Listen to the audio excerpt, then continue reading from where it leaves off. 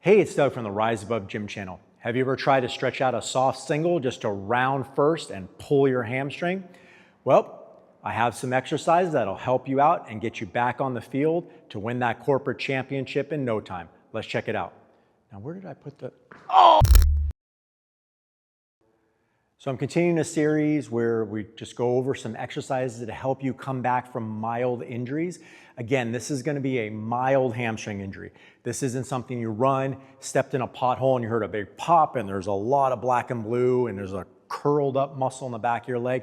This is for just like a little twinge and it's tight and you can't really move, but you don't feel like you've injured yourself and you don't want to rest too long because you want to get back out there. Now, if something serious happened, obviously see a doctor. And the things we're gonna do today, it might not be best for everyone, but just kind of go progressive with it and very, very precise with it. So that way you know what is helping and what isn't helping. Now we wanna focus on a few things. We wanna get you mobile again. So we wanna focus on our mobility. Obviously you wanna build up the strength with that mobility. And then we wanna get back to dynamic things because that's probably the one thing that hurt you in the first place, like I said, rounding first, and you just picked up the speed, which you haven't done in a long time, and the muscle just was not ready to kind of hold that speed, and it pulled up. So you got to train those things as well. Now, if someone hits you or kind of aggressively tackles you and you fall, yes, that's going to be a little bit different, but also that's another thing where the muscle is not ready to handle that type of quick impact. So again, we're going to go over mobility, some strength up, and then some dynamic. There'll be a little bit of crossover with some of those exercises as well.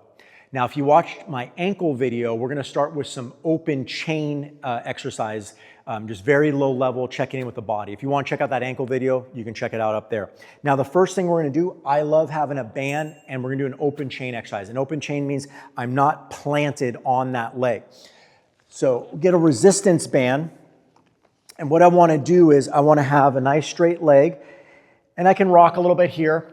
I can have this leg up or this leg straight. But if I have the leg straight, what I got to make sure is when this leg's coming up, that this leg doesn't pop up. So a lot of times I'll support it.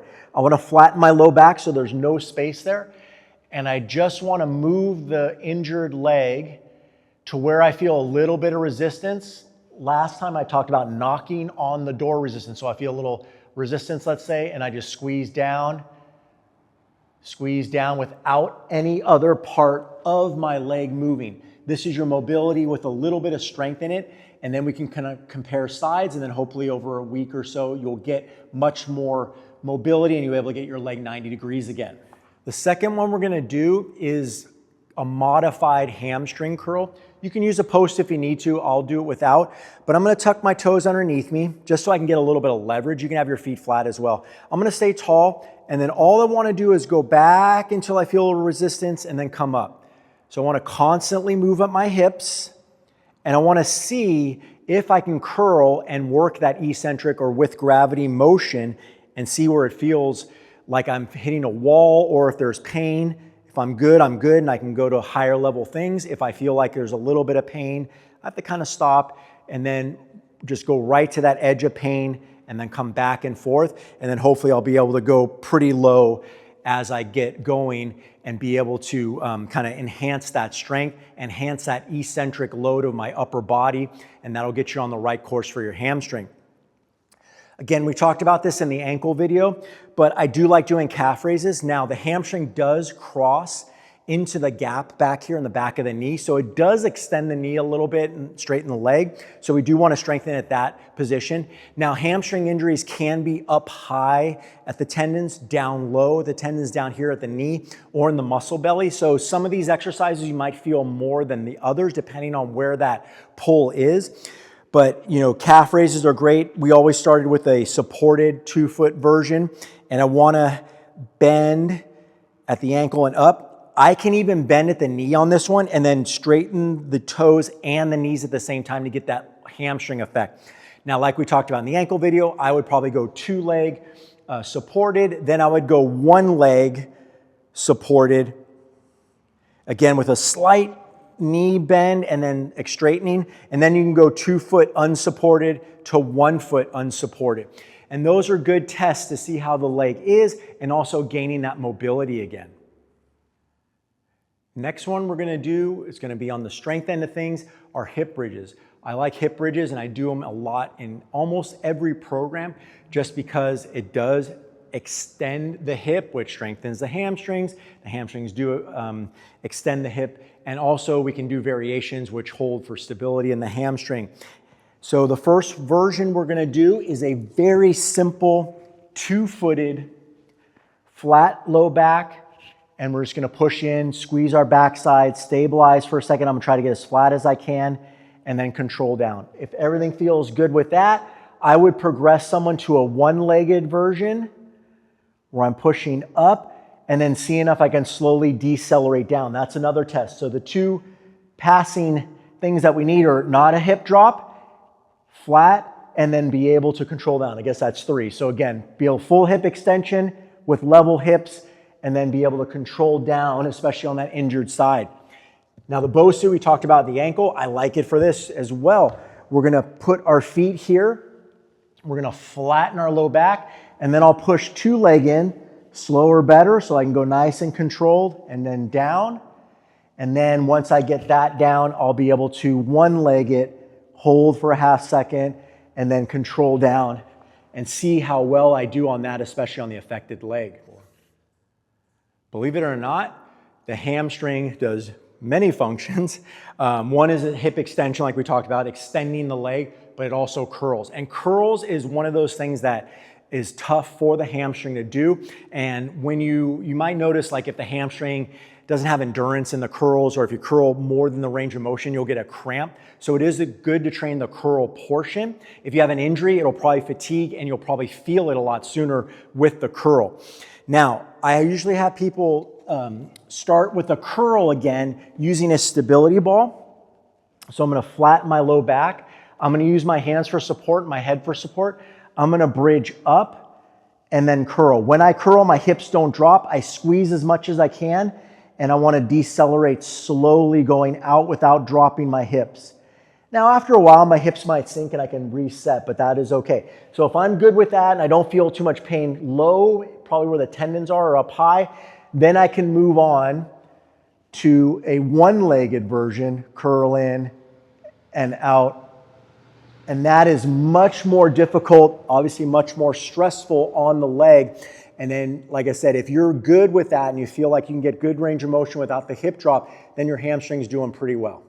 Romanian deadlifts are a great way to build up strength.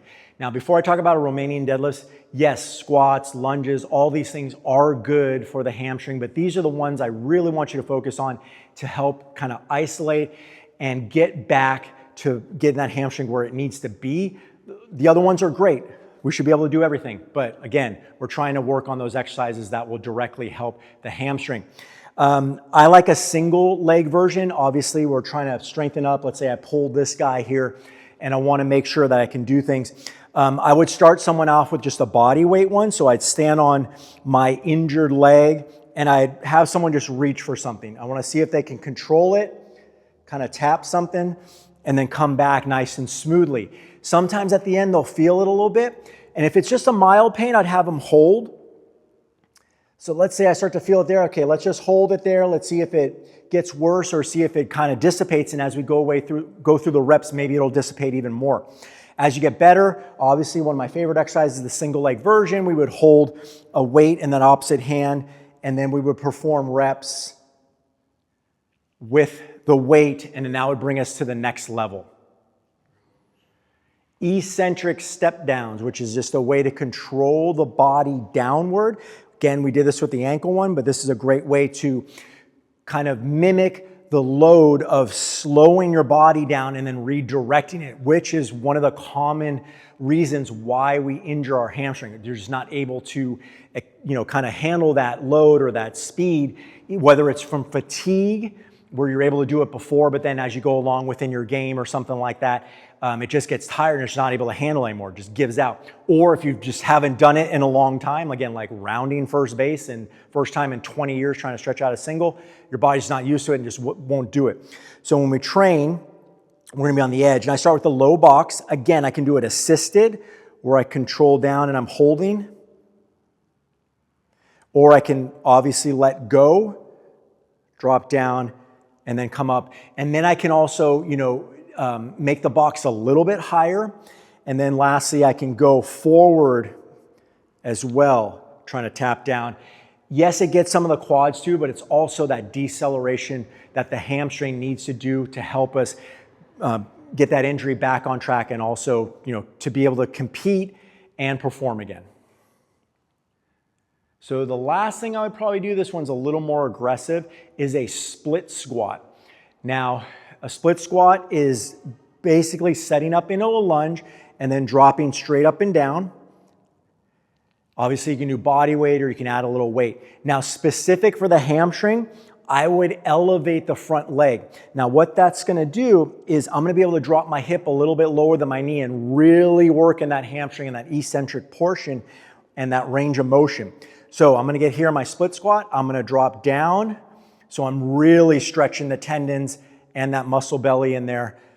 And if I can do this really well with good control and no pain and add a little bit of weight, then my hamstring's doing pretty well. Where we talked about this in the ankle video, we're gonna do an assisted squat. Now we're gonna do a single leg version, so I'm gonna assume your ankles are pretty good and your hamstring's pretty good on the one side for sure. So we're gonna do a single leg assisted squat. So we're gonna curl up, and then I'm gonna drop down as low as I comfortably can and then drive up. And I'm really focusing on the hamstring. I wanna get down to that point where I feel a little bit of resistance and then come up without a lot of pain. So the assisted version would be the version I would start with. You can go 2 legs if you're really unsure of your hamstrings, but usually the single's okay. So eventually what I wanna do is be able to do it without any holding on, and I'll drop down, decelerate, pause, and then come back up. So that would be a good way to build up that hamstring integrity and strength using the single leg squat. So lastly, what I do is incorporate some type of dynamic movement within the workout. And you can start this right away as long as it's proper and progressive. So what I would do for someone is do very light jogging to start, and maybe sink, hold for a second, and then push off, and then backwards jog, sink, stop, and then go forward, sink, stop, and then back. So that would be one way I would start. Then I would probably progress to like a jump rope where it's repetitive, but it's still low level before I get to like big jumping or sprints. So again, very light deceleration with that very deliberate stop and go, and then you can speed it up. And then jump rope would be great. And then you can do something like the dynamic jumps, where it's assisted first is where we're dropping down and we're doing some dynamic jumps. And then we can do assisted one leg, which will eventually lead to hops and jumps and then lateral movements. So I would work on that.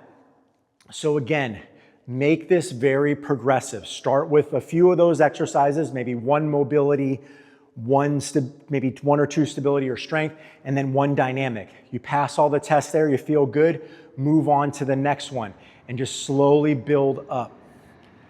So thank you for watching. I hope your hamstrings feel better. If you like the video, please like it down below. Also consider subscribing, as I try to put a new video out every week. If you have any ideas for videos or something you want to see, put them down in the comments below, and I'll do my best to make a video to help you guys out. Thanks again, and we'll see you next time.